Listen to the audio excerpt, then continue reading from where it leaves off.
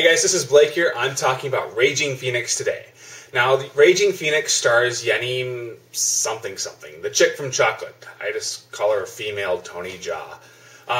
Chocolate was a great martial arts film. It had some of the most spectacular choreography that I've ever seen. Once it gets going, it never really stops, and some of the stunts just look brutal, like even worse than what Jackie Chan would pull off in his heyday. So I would definitely recommend Chocolate without a doubt to everybody. But Raging Phoenix, which I was now looking forward to, it doesn't quite measure up. It's not bad. It's just not that great. It doesn't have anything remarkable about it. So the film stars female Tony Jaa as this young, troubled woman who's pretty arrogant and hot-headed, but she's nearly abducted by sex traffickers. She's luckily rescued by this guy who practices, I think they call it like drunken Muay Thai. Obviously a combination of Muay Thai and drunken boxing. So after that, she falls in love with him, and she decides he's going to stay with him and his friends, and she's going to learn, not Kung Fu, drunken Muay Thai under them, and the whole plot is that the main dude who rescued her, his wife was abducted by some group, and they're trying to track them down, and so she has to help them, despite the fact that she's falling in love with them, so obviously that's where the drama comes. So that sounds like a pretty dramatic plot. The problem is that it's a comedy. I'm all for comedy and anything, but when your plot is about sex trafficking, that is just a little too much. The best way to explain Raging Phoenix is to compare it to Tony Jaa's The Protector. I think it's also known as like the Elephant King. Once again, Tony Jaa, he broke onto the scene with Ong Bak. Now, Ong Bak was just amazing martial arts film. It had, once again, top-notch choreography, great stunts. It worked in its simplicity, and it was just an all-around very entertaining and cool action martial arts film. Chocolate is much like that in just how this actress broke onto the screen. Now, Tony Jaa, unfortunately, followed that up with The Protector. Now, The Protector, once again, it's not a bad movie. It's an enjoyable film, but it just seemed like the director of Ong Bak and Tony Jaa, the director came back for this one too, their weaknesses became more apparent. While the director of Ong Bak, who also ultimately did Chocolate too, while he could do a great martial arts film, it seemed like when he tried to expand his horizon a little bit with The Protector, it just didn't really work out. It made his style look amateurish, and the editing was really awkward. The story was all over the place. And Tony Jaa's acting was not very good in that movie when he tried to be dramatic and sad. It was actually kind of laughable. But it was still alright because the action scenes were good, the fights were really well done, but they weren't at the same time as groundbreaking as the ones in Ong Bak. Ong Bak, which apparently took like 4 years to make, or at least Tony Jaa trained for 4 years, you could see where all that went. With The Protector, it kind of feels like Tony Jaa was in... He's just kind of going through the motions, which still turned out really well, but it wasn't as amazing as what he did before. This is pretty much The Protector to Chocolate. The fight scenes are good, just not amazing. The directing is very amateurish. It's not the same guy who did Chocolate and Ong Bak, but it was just weak. It felt like all the fight scenes were shot in the wrong way, edited in the wrong way. Some of the lighting was really bad. He has some real pointless shots in this movie that look awful. Like, at one point, these guys are falling through some cave, and it's just obvious that it's a green screen in the background, but why did they need that shot? It just looks too awful. But worst of all, at times the director feels like he's being artistic. There's some weird symbolic moments that just come across as really heavy-handed, and the type of thing that an amateur director would think is really inspired. And they're not often wrong, but it just doesn't come together here. Like, look at all the crosses in the background at one scene, at a few points that they're done almost like it's a dream sequence, and it felt out of place to me. But actually, even worse than that, it's just the tone.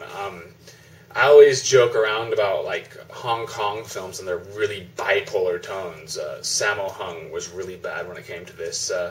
The Untold Story is probably one of the most notorious when it comes to that, and that wasn't a kung fu film. But this one, I mean, you can't make a plot about sexual slavery and then go on to make it a comedy. The comedy is sometimes funny, sometimes not, but it doesn't really fit well with the dramatic scenes. Because this movie does have some pretty heavy-handed drama, and sometimes it is really moving, but they just don't go well together. It's like two different movies somehow got spliced into one. I will give credit to the actress, Yanim. She does great. That's the difference between this and The Protector. Whereas Tony Jaa is a really limited actor. This actress, I thought she was great. When she's being funny, she had good comic timing. But when she's being dramatic, she nailed the scene. She was subtle, yet at the same time you always could see what she was feeling. So I have hope for her, at least. She has some acting abilities. And it was also smart just because Chocolate, she's an autistic kid, so you can't really tell if she's a good actress or not in that movie, whereas this one you can definitely see she can do a lot more. So now that we've come to the fight scenes, like The Protector, they're good, not great. It kind of felt like Yanim was just wanting to take a break or something. There are still some really impressive sequences. The choreography generally is good, but once again, I felt the director kind of undermined that quite a bit. What else can I say about it? Sometimes some of the gimmicks, they had to have been really hard to pull off, but I didn't think they worked very well. Like, a bad guy is fighting on stilts at one point, and it's impressive when you think about it, but it just kind of seemed a bit too goofy on screen for me. And other scenes, like there's this real good fight scene involving Yanim, her first major fight scene, I believe. But it's kind of ruined by the fact that she keeps stopping and dancing in the middle of it. And I guess some people might find it funny or charming, but I thought it was really annoying. And it just took me out of the fight scene and practically ruined that fight scene for me, which is a shame because it was a pretty good fight scene. But luckily, everything comes together at the end so well. The finale is awesome. It really, the last 20 to 30 minutes, I don't remember the times right now, but that really matched Chocolate and how advanced it seemed. The choreography seemed much more brutal, a lot tighter. The movements were really natural but fast, and they all seemed to have power behind them. The main villain, who I don't know if she's some MMA fighter or something, but she's really buff. And I don't think she's Asian, at least she's not fully Asian. But she really handled herself well, and just her henchmen were really good fighters too. And that was just a really great finale. I mean, all my misgivings about the movie was practically made up then. I did feel it gets a bit absurd.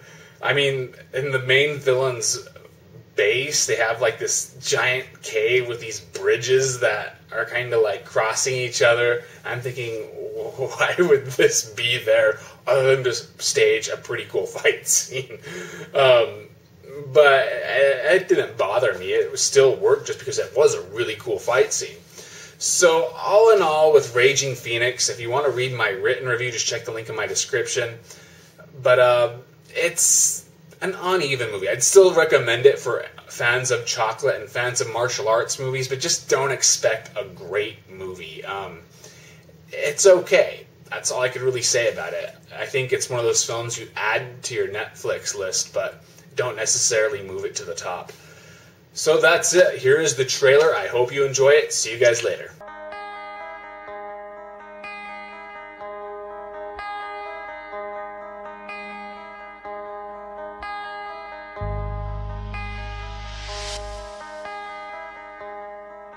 พวกแก๊งอื่นๆทั่วไปอ่ะมันก็จับพวกมีอันจะแดกไปเรียกค่าไถ่ไม่ก็ไปค้าอวัยวะแต่ไอ้พวกเนี้ยมันสนแต่พวกเหยื่อชนิดพิเศษเหยื่อชนิดพิเศษเหรอก็คนอย่างมึงหายากพวกจากกัวมันชอบแต่ถ้ามึงต้องการค้นหาเด็กสาวคนนั้นมึงต้องยอมเปลี่ยนชีวิตเริ่มเรียนรู้ที่จะฝึกฝนเรียนรู้ที่จะไว้ใจเรียนรู้ที่จะเกลียด และเรียนรู้ที่จะรัก